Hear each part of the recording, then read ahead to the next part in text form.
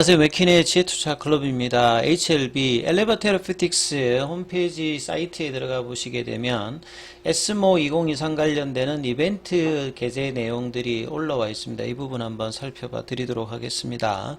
먼저 오늘 이제 국내 기사에서 이 다음 주 20일부터 24일까지 스페인 마드리드에서 이제 개최되는 에스모 2023 관련되는 부분의 어떤 기사가 이제 오전에 나왔던 부분이 있죠.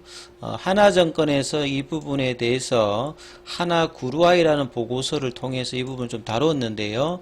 이 바이오 관련되는 부분의 리포트가 그렇게 많지 않은 가운데 학회 관련되는 어떤 리포트가 나왔고, 여기에 이제 참석하는 여러 기업 중에서 HLB 관련되는 부분들도 주목해야 된다, 이렇게 타이틀을 좀 달았습니다. 이 유럽 종양학회는 이제 상반기에 개최되는 아스코, AACR과 더불어서 3대 암 학회지요. 특히나 HLB 같은 경우에는 리보세라닌 관련되는 발표를 2019년도에 이제 위암 관련되는 부분을 하면서 좋았던 어떤 기억이 있고, 매년 이제 에스모에서 작년에도 그랬고 발표 소식들이 좋아서 뭐 하이라이트 섹션에 등재가 되기도 하고요. 올해 같은 경우에도 론서프와 리보세라님의 병용 관련되는 부분, 대장암 관련되는 부분에서 포스트 섹션에서 이 발표가 있지요. 자, 이 1B와 2 상 관련되는 데이터 발표니까 이 데이터의 결과에 따라서 3상에 대한 어떤 기대감들, 리보세라미 적용증의 다양화 관련되는 부분의 어떤 장점들도 나타낼 수 있으니까 주가로서는 이제 모멘텀을 나올 수 있다, 이렇게 볼 수가 있습니다.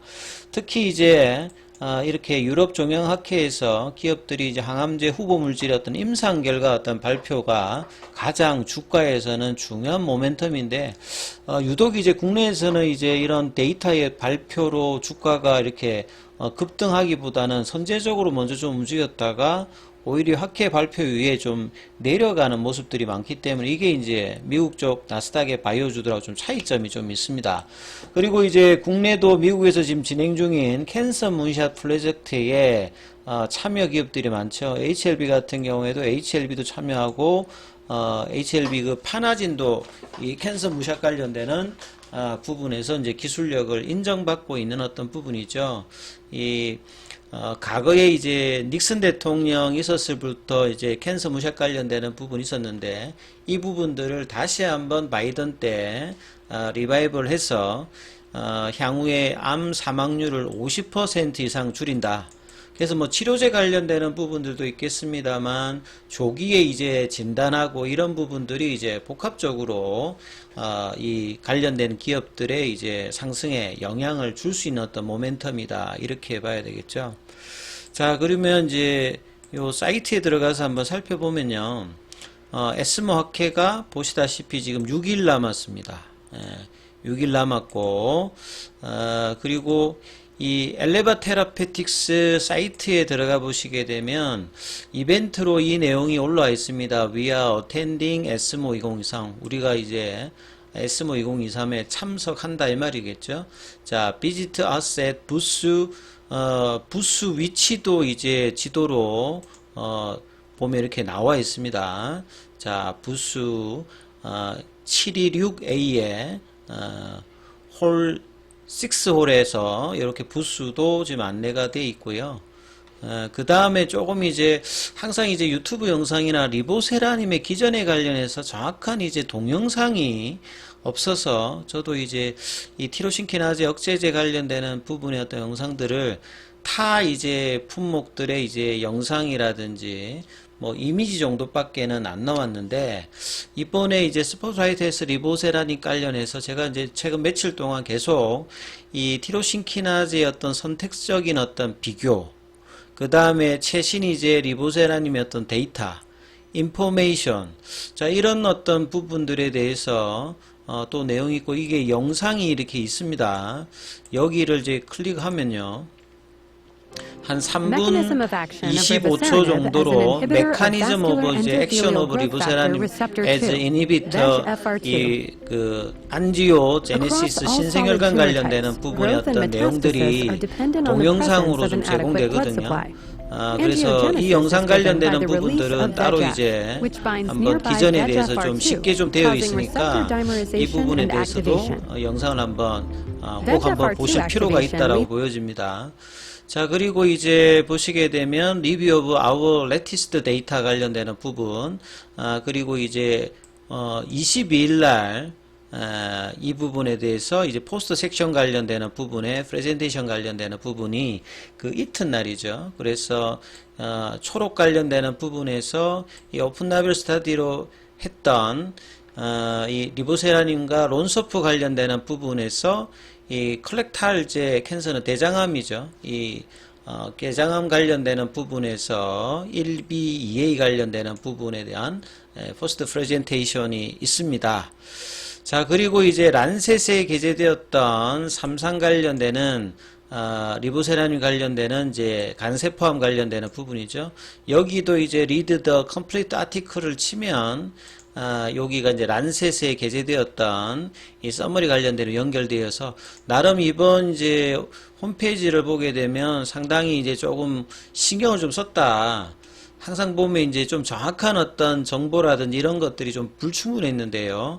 이번에는 조금 굉장히 홈페이지에 신경을 쓰면서 리보세라님의 우수성과 이 기전 그리고 영상으로 왜 이제 이 티로신키나제 억제제 선택성 관련되는 부분이 중요한지도 이렇게 나와 있기 때문에 자, 이런 부분들도 참조해 보실 만하다 이렇게 말씀을 좀 드리겠습니다. 자, 그리고 오늘 이제 주가 측면에서 보면 오늘은 이제 전반적으로 이제 이틀 동안 올라갔던 거에 대비해서 좀 견조한 조정이 좀 나오는 어떤 흐름이 양시장에서 펼쳐졌고요. 근데 이번 주 같은 경우는 HLB 주가 흐름으로 보면 큰 흐름은 사실 좀 없었습니다.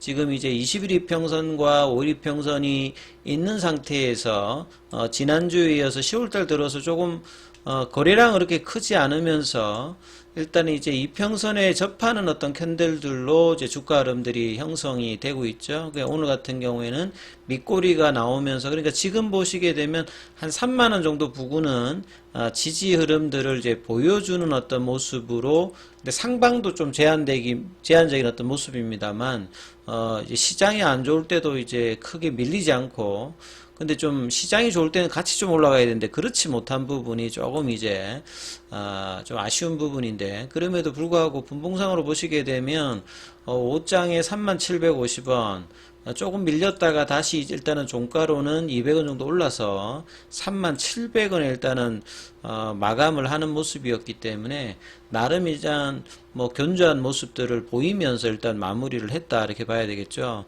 그리고 이제 수급상으로 보시게 되면 프로그램 쪽이 어제는 이제 소폭 매도가 나왔고 외국계 이제 매도가 나왔습니다만 오늘은 프로그램 쪽은 일단 매수 흐름이 좀 들어왔고 기관들과 외국인들 같은 경우가 조금 이제 매도를 했고 이틀 동안 이제 개인들은 일단 매수를 하는 모습을 좀 보였죠. 이 거래온 순간 거래량에서 뭐 잡히는 거는 그 위로 이제 이 부분에는 이제 지표로는 안 떠와 있는데요. JP 모건 쪽에서는 매수와 메릴린치에서 매도 흐름이 좀 나왔습니다만 지금 이제 보조지표를 연결해서 살펴보면 추세 지표를 나타내는 파라볼릭자는 여전히 지금 하락 추세를 단기로 좀 보여주고 있고요. 그러니까 캔들이 이제 이 보조지표 위 이 빨간색 점으로 찍혀 있는 이 부분 위로 올라가야 추세가 바뀌는 거예요. 그리고 이제 이런 어떤 보조지표의 이 신뢰성을 높이기 위해서는 거래량이 들어와야 되는 거죠. 그래서 이러지 못하면서 이제 10월달 들어서 이 3만원대와 31,000원대의 아주 좁은 어떤 박스권 흐름으로 플래팅 형태의 흐름들을 보여주고 있는 상태가 자, 이 다음 주에는 이 한 31,000원에서 32,000원대 이 구간으로 좀 올라가야 사실 이제 이 좀 지루한 어떤 흐름의 이 가격권에서 좀 벗어날 수 있습니다. 결과적으로 계속 말씀드리는 장기 박스권 가격에서 지금 뭐 한 달, 두 달, 이 석 달째거든요. 그래서 이 7월 달에 이제 파일링 관련되는 부분 통과하고 난 다음에 이 갭업 본심사가 되고는 어떤 재료를 오히려 갭업 원봉을 만들고 좀 저항대로 만들었던 가격 구간이 35,000원이고 최근에 이제 단기로 이 9월 달에 올라갔다가 32,700원대 여기에서 또 이제 내려와 버렸잖아요. 시장 어떤 영향들 받으면서. 그래서 10월 달에 이 부분이 다시 반등을 해주는데 아직 이 구간까지는 올라가지 못했는데 이 다음 주가 이제 위치상으로는 딱 뚫을 수 있는 어떤 흐름입니다. 그래서 시장 대비해서 우월하지는 못합니다만 이제 이 구간에서 좀 거래가 늘면서 올라가게 되면 이 볼린저 밴드와 파라볼릭자를 좀 넘어가게 되면 이 바닥 탈출에 대한 어떤 긍정적인 시그널이 나오고 완벽하게 이제 바닥이 이제 넘어가면서 주가가 올라간다는 어떤 방향으로 추세를 다지려고 하면 이 35,000원 구간이 넘어가야 돼요. 그래서 이 31,000원대와 32,000원 이 구간이 넘어가야지 이제 저 구간으로 넘어가고 그 다음에 이제 가장 중요한 게 올해 연중으로는 4만원대 자리죠.